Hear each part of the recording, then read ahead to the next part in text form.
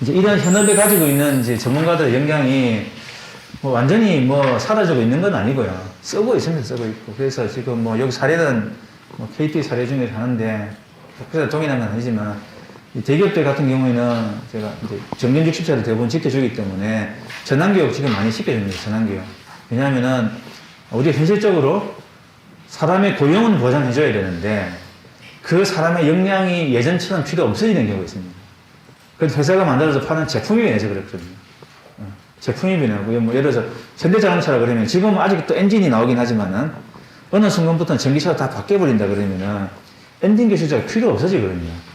그렇다고 그 기술자를 갑자기 집에 가라고 할 수는 없는 것이잖아요. 기업이. 그래서 이때 이제 적절하게 전환 교육을 시켜줘야 되는 그런 이슈들이 있습니다. 또는 지금은 뭐 한국에서는 아직 엔진 기업이 엔진 기술자가 현대자동차에 없어졌더라도 그 기술 자체는 또 다른 데다가 또 제공할 수 있는 거잖아요. 그죠? 예, 그런 관점에서 이제 어떻게 전환 교육에 대한 이슈가 좀 있고요. 또 하나는 그건 되게 좋은 사례인데 국내 대기업들이 이제 내부에 가지고 있는 역량을 중소기업들을 지원하는데 노력들을 되게 많이 하고 있습니다. 뭐 삼성도 이런 조직을 가지고 있고, 포스코도 이런 조직을 가지고 있고, 삼성 사례가 이제 이번에 코로나 사태 때 얼른 좀 많이 나왔죠. 작년에는 이제 마스크 만들 때 기술 지원 해준 거나, 올해 같은 경우는 그 주사기 만드는 거. 그런 이제 대기업들이 역량들 지원을 많이 해주고 있는데, 문제는 그 조직 내에서 이런 역할을 하던 사람들이 아직은 조직 내에서 그 일을 맡았기 때문에 이제 지원해주는 활동을 하는데, 이런 사람들이 퇴사하고 나오거든요. 그럼 이 사람들이 어떤 역량을 계속 발휘할 수 있게 우리가 체계를 만들어줘 볼 거냐에 대한 게 없어요. 이제 개인적으로는 이제 다른 중소기업에 들어가서 고문이나 이런 역할로 활동을 더 하실 수가 있겠죠. 있겠지만은 사회가 이런 분들의 역량을 우리가 어떻게 더 오랫동안 쓰는 거죠. 사회적으로 볼 때는 오랫동안 활용할 수 있을까 이런 게 좀 없기 때문에 이런 부분들도 마찬가지로 이런 이제 퇴직하시는 분, 우리가 뭐죠? 40대 창업, 50대 창업 이런 얘기 많이 하잖아요. 이런 역량을 가진 사람이 퇴직했을 때에 이 노하우에다가 도구를 잘 쓰는 이제 뭐 학위 졸업하고 나온 AI를 잘 만드는 사람들이라든지 또는 중소 스타트업이 스타트업이 생겨가지고 기술을 잘 만드는 사람들은 몇 명 모여 있는데 어떤 문제가 실제로 산업 연계에서 있는지 잘 모르는 경우에 그렇게 이제 매칭을 한다면은 아마 이런 것들도 우리가 사회 기술을 좀 가지고 있을 거고요. 그리고 작년에 이제 국내 스타트업들이 하고 있는 업종들을 쭉 조사해 놓은 자료가 있는데 어쨌든 제조업이 되게 적어요. 되게 적은 이유는 아직은 국내 스타트업들이 현업과 팀밍하는 경우가 많지 않거든요. 어쨌든 이제 문제를 발견해서 그 영역에 파고 들어가서 저게 사업이 되겠다 보고 열심히 뛰어들어서 일들을 하고 있는 건데 이제 제조업이 이만큼 낮다는 거는 첫째는 제조업의 문제를 찾을 만큼 쉽게 들어가기가 쉽지 않다는 거거든요. 일단 공장에 들어가야 접해볼 수 있잖아요, 문제를. 쉽지 않다는 거고 또 하나는 비용이 많이 든다는 거예요, 생각보다. 왜냐하면 이제 대부분 우리가 벤처들이 뭐 절대적인 건 아니지만 비중이 소프트웨어 비중이 많습니다. AI, 빅데이터, 기술 비중이. 그래서 이거는 그 시행착오나 실패 비용이 좀 적다는 이야기거든요. 근데 제조업으로 들어가면 이제 물리적인 거 뭔가를 만져야 되기 때문에 실패 비용이 크죠. 이제 특히 이제 중소기업들, 중견기업 비하도 다 마찬가지예요. 대기업 아니면은. 돌아가고 있는 라인을 뭔가를 연구를 하기 위해서 멈춘다든지 잘 돌아가고 있는 거를 굳이 개선하기 위해서 할 만한 여력이 없어요. 그러니까.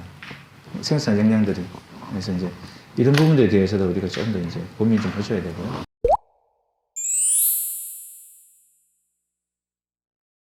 그래서 이제 좀 이제 마무리하는 걸로 해서 시장을 보면은 어쨌든 이제 양면 시장입니다. 우리 흔히 하는 양면 시장. 뭐 양면 시장을 IT 서비스나 통신사 쪽 이런 서비스에만 보시는 분들도 있긴 하지만 어쨌든 이제 이쪽에서도 우리가 기술을 공급해야 되겠죠. 기술을 수용해야 되겠죠. 이제 요거는 양쪽이 다 있고요. 그게 이제 만나지게 하기 위해서 어떤 형태로 만나지게 해줄 거냐 하는 게 이제 정책적으로 좀 만들어져야 될 부분이거든요. 이게 물론 이제 어느 정도 익숙해지면은 일종의 기술 마켓 스토어 같은 게 생겨서 잘 되겠죠. 물론 그렇게 시도는 하고 있습니다, 지금. 뭐 기술 공급 기업, 뭐 수요 기업 이런 식으로 해가지고 배칭 사업을 하고 있긴 한데, 아직까지 좀 가야 될 길은 좀 먼 쪽이고요. 그리고 어쨌든 이제 아까 말씀드렸던 걸 조금 더 부연 설명하자면은 뭐 시티즌 데이터 사이언티스트 이런 용어가 이제 쓰고 있습니다, 이미 업계에서는. 뭐 가트너에서 이제 정의를 해놨는데 뭐 이런 거죠. 내가 뭐 데이터 분석을 잘 하기 위해서 전공한 사람은 아니지만 내 업무에 쓸 만큼은 나는 한다. 뭐 이런 개념입니다. 그리고 최근에는 또 이제 어떤 이야기가 더 나오냐면은 시티즌 디벨로퍼라는 용어도 이제 공연하게 이제 쓰기 시작했습니다.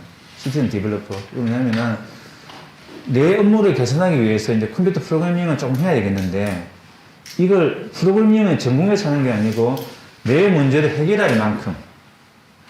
그래서 도구 관점에서 이제 어떤 도구가 나오냐면은 로우 코드, 로우 코딩.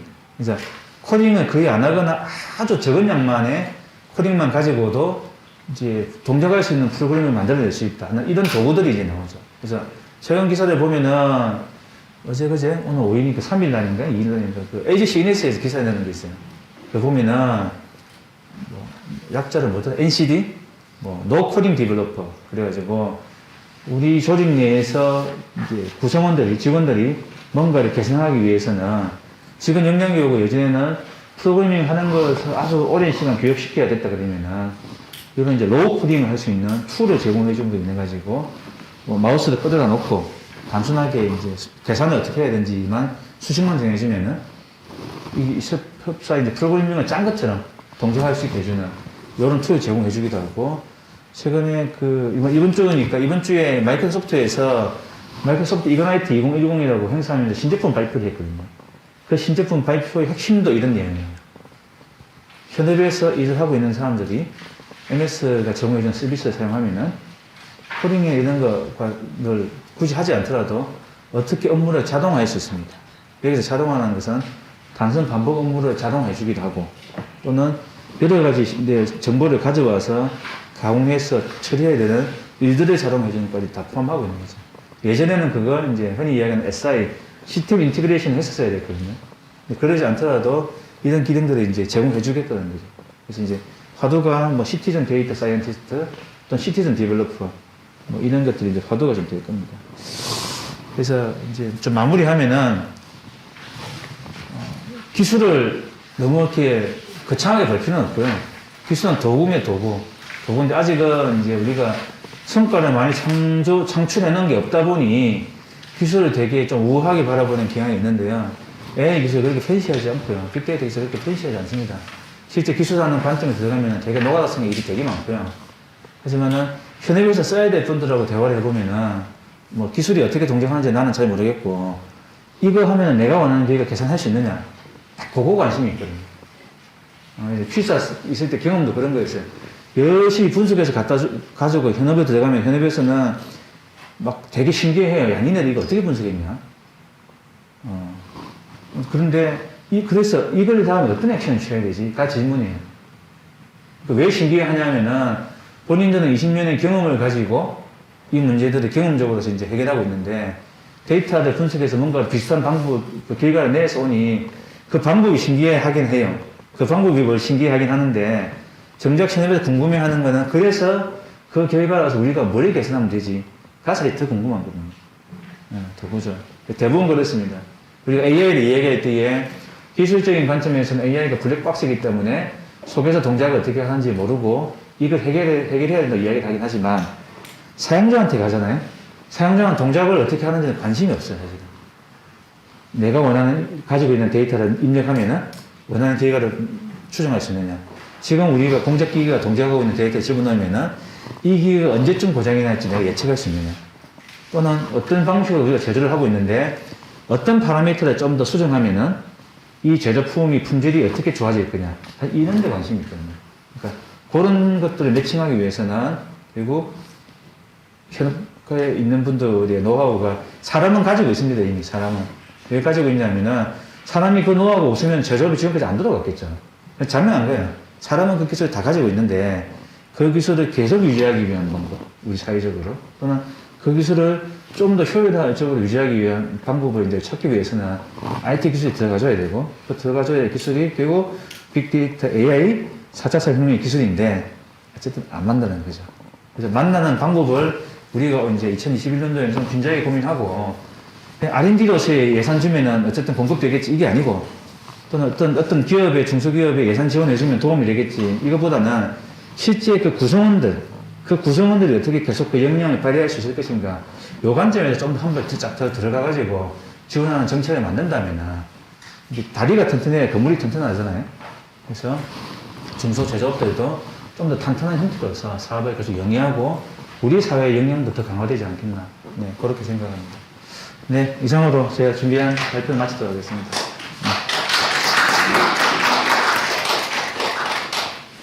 좋은 말씀 감사합니다. 다시 한번 장윤석 박사님께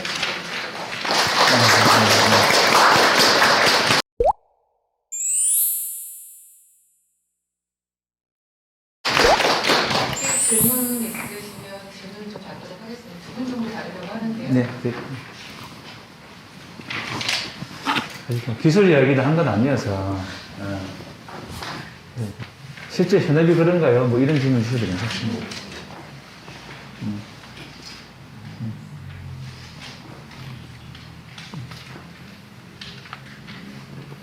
네.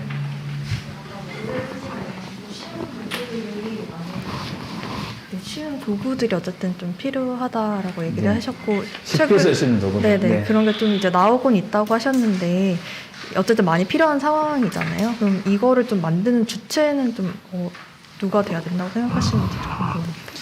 이제 원래 정상적인 방법은 시장에 오고 있으면 시장에서 만들어야 되죠. 그게 맞습니다. 원래는 그게 맞는데 우리가 빨리 가고 싶잖아요. 빨리 가고 싶은데 시장은 결국 시행착오를 겪게 되고 그런 시행착오를 겪으면은 언젠가 수렴하죠. 그런데 우리가 빨리 가려고 하면은 어느 정도 길은 정리를 해 놓는 게 있습니다. 그러면은 길을 정리한다는 거는 이제 기술적인 표준 이야기도 나와야 되고요.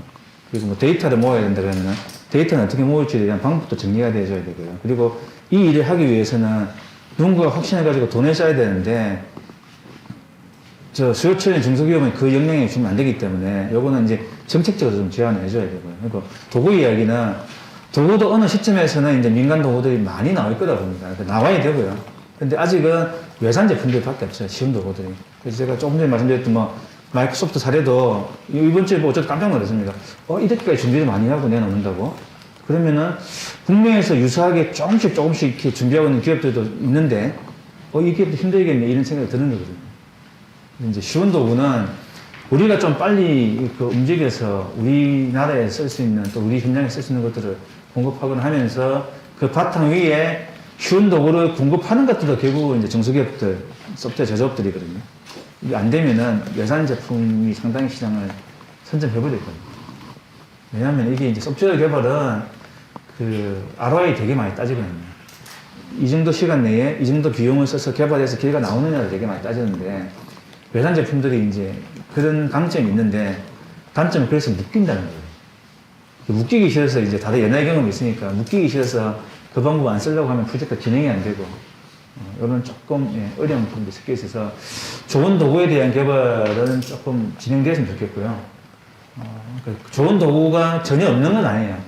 전혀 없는 건 아니고 몇몇 기업들이 시도를 하고 있고 내놓고는 있긴 한데 이게 이제 도구라고 이름 지어질 만큼 범용화되어 있는 건 아니고 그냥 특정한 기업이 프로젝트를 하고 성과라서 우리가 이런 기술을 가지고 있습니다 정도지 범용화 단계는 아직 넘어간 게 아니기 때문에 그런 관점에서 도구는 개발이 더 필요합니다.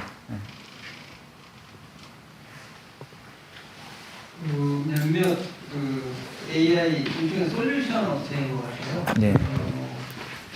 기획을 할 수 있다라고 일종의 뭐 선전이랄까요? 네. 자기 PR 뭐 이런 거를 하는 걸 봤는데 아까 말씀하신 대로 뭘 집어넣어야 되는데 자기는 이제 솔루션을 가지고 있다.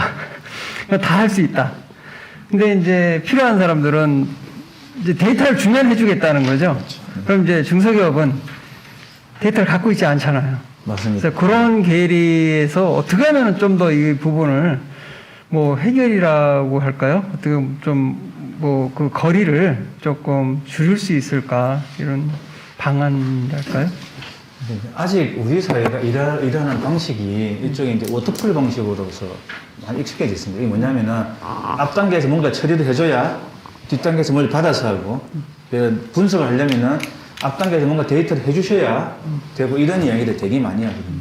이 말은 시간적으로 선후관계의 이야기가 하긴 하지만 역량적인 관점에서 볼 때도 그거밖에 역량이 없다는 이야기일 수도 있거든요.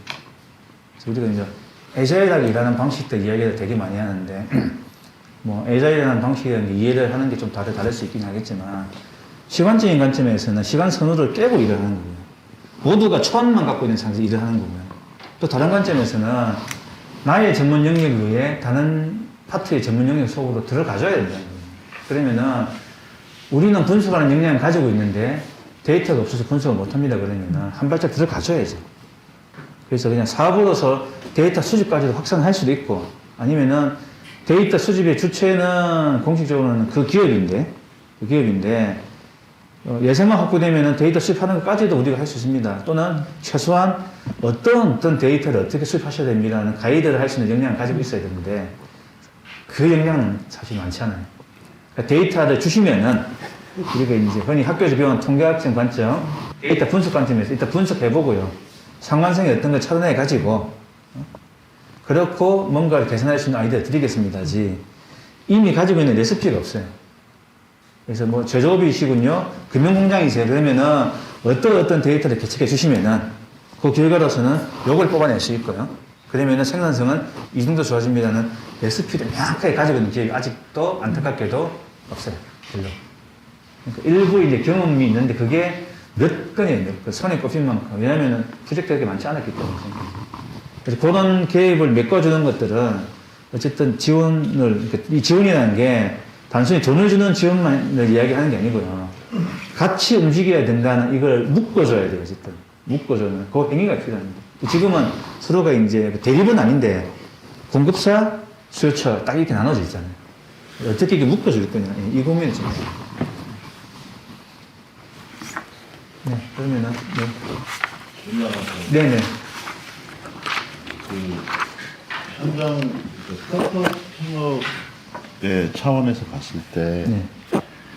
그 현장 전문가가 AI의 뭐 도구를 습득을 하든지 아니면 그 AI 데이터와 AI 환경을 적응을 해서 그 현장에서 일어나는 불편한 진실들에 대한 부분을 이렇게 스타트업으로 창업하는 케이스. 그리고 반대로 그 AI 전문가든 AI의 어떤 뭐 전공을 했던 사람들이 그 현장에 적응을 해서 그 전문가들이 또 다른 스타트업으로 창업을 하는 케이스. 그러니까 이제 두 가지 케이스를 봤을 때 그 어느 쪽이 더 확률이 더 높다고 보시는지 그리고 이게 이제 이 부분을 어떻게 좀 정책적으로 풀어봐야 되지 않겠느냐라는 그런 제시인 것 같은데 유사한 사례를 일단 먼저 한번 말씀드리고 의견을 드리면 좋을 것 같은데 에너지 효율화, 에너지 효율화를 하면 이제 우리가 공장도 에너지를 쓰고 우리가 이런 건물도 에너지를 쓰잖아요.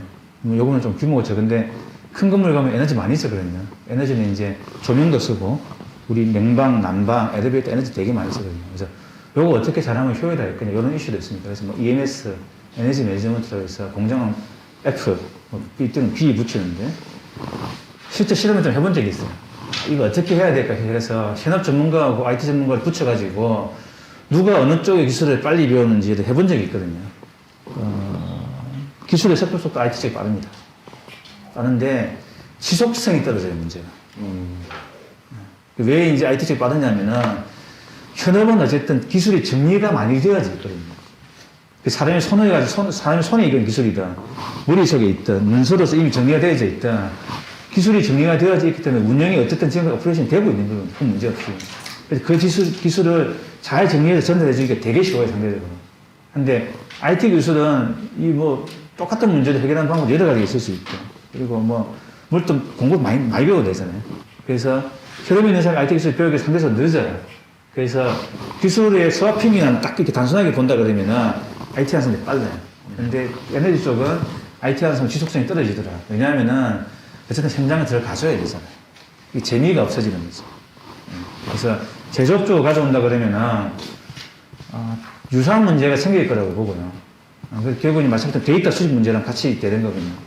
현업적으로 좀 들어가줘야 되는데, 우리 이제 현업에서 형이 이야기하는 손에 물 묻히고 발에 홍 묻히고 하면서 들어가줘야 되는데, 아직 우리나라의 교육이 데이터 수집부터 교육을 가르치는 학교가 없거든요. 잘라져 있죠. 뭐, 그거는 그 나쁘다는 문제가 아니고, 교육 과정 구조가 그러니까. 그래서, 실제로 이제 그런 친구들 기업에서 채용을 해서 쓰려고 하면은, 이거 데이터를 누군가가 해주셔야 제가 그때부터 분석할 수 있습니다. 하니, 채용을 한 사장 입장에서는, 뭐, 대학원까지 나와서 뭐, 많이 배웠다고 해서 교수님 추천도 받고 내가 채용했는데, 데이터를 누군가 다 만들어줘야만 일을 시작할 수 있다고 하면은, 그럼 데이터를 만드는 일은 도대체 누가 해야 되느냐. 예. 이제 여기에 빠지는 거죠. 그걸, 그 전문가를 찾으려고 하니까는, 그 전문가는 또 없어요. 학교에서 그걸 안 가르치거든요. 그리고 그것도 공급하는 중소기업들이 그냥 경험상 프로젝트를 해보니 이 데이터 굳이 필요 없고요. 이 데이터는 두 개 중에 하나만 설치하고 요거는 같은 값 쓰고요. 이제 이런 노하우가 쌓이는 거거든요. 그래서 이제 질문하셨던 거를 이제 써머리 하면은 교육만 보면 단순히 IT 하는 사람이 현업의 전문가 기술 빨리 배울 텐데 지속성으로 보면은 현업에 계신 분들 오래 갈 겁니다. 물론 돈이 되면 둘 다 오래 갈 거예요. 돈이 되게 만드는 게 우리 목표입니다. 네, 그렇습니다. 네. 저는 회사 전문가랑 AI 개발자의 팀 작업이 굉장히 중요하다는 건 알겠는데 네. 실제적으로 양 당사자가 그런 어떤 자기네들이 이렇게 하면 뭐 좋아진다는 건 사실 알고는 있지만 이게 사실은 이제 뭐 비즈니스라는 게 어떤 가시적 성과가 이렇게 즉각적으로 체감할 수 있어야 되잖아요. 그래서 이거를 위해서 좀 티밍 창업을 좀 이렇게 활성화시킬 수 있는 인센티브라면 어떤 것들을 좀 저희가 생각할 수 있을까요? 아무래도 정부에서 그 인센티브 제공이나 그런 것들을 좀 일방적인 지원보다는 가야 될 것 같은데. 저는 이제 인센티브는 원래 하고 있는 거에다가 뭘 더 하는 개념이잖아요. 저는 저는 그거보다는 현업에 있는 사람들이 현실 문제로 접근하는 게 맞다고 봅니다. 내가 내 밥벌이를 언제까지 유지할 수 있을까? 나의 지금의 노하우는 충분히 기여를 하고 있기 때문에 가치가 있는데 이 지금의 나의 가치를 얼마나 더 유지할 수 있을까? 그 고민들을 이미 하고 있거든, 사람들이. 하고 있는데, 근데 거기다가 더 유지할 수 있는 방법으로서 들어가는 거지, 인센티브 정책은 조금 핀트가 안 맞을 것 같다고 생각합니다. 인센티브는 뭐 할 수도 있고 안 할 수도 있는 문제잖아요. 근데 사람의 성과를 내려면은, 조금 절박성이 조금 더 플러스 돼야 되거든요. 그래서 제가 현업의 전문가 또 좀 퇴직하는 사람들 이야기를 하는 것도 그분들 미래를 생각해야 되거든요. 이거 해야만, 이게 왜냐면 창업이라는 게 멀쩡하게 잘 되는 회사를 그만두고 하는 경우도 있긴 하지만 대부분 준비해서 시작하잖아요. 준비해서 공부도 좀 하고 기술도 좀 만들어 놓고 창업을 하고 또는 물론 갑자기 하는 분도 있어요. 그런 분들 이미 기술을 가지고 있기 때문에 시기가 왔을 때 갑자기 탁 창업을 하긴 하지만은 그게 인센티브에 의해서 이루어지는 거는 조금 다른 관점인 것 같아요. 그래서 저는 인센티브라는 정책보다는 실질적으로 이 사회 구성원들을 얼만큼 더 사회에 기여할 수 있게 만들 거냐. 또 개인 관점에서는 내가 나의 밥벌이에다 이 기술을 가지고 얼마나 더 쓸 수 있을 거냐. 그러려면은 내가 업그레이드를 스스로 어떻게 해야 되냐. 그래서 현업 전문가들은 AI 기술이 들어와줘야 되고 단순히 기술만 있는 사람들은 제품을 만들려고 하면은 뭔가 타겟이 있어야 되는 거죠. 네, 그걸 끄집어 드려야 되고. 네. 인센티브라기보다 이제 동기부여라는 표현을 인센티브라고. 뭐 그렇게 보면 같은 뜻인 것 같습니다. 네네.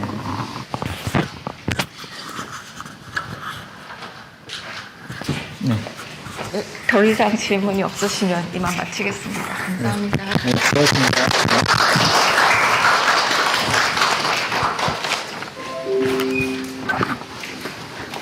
네.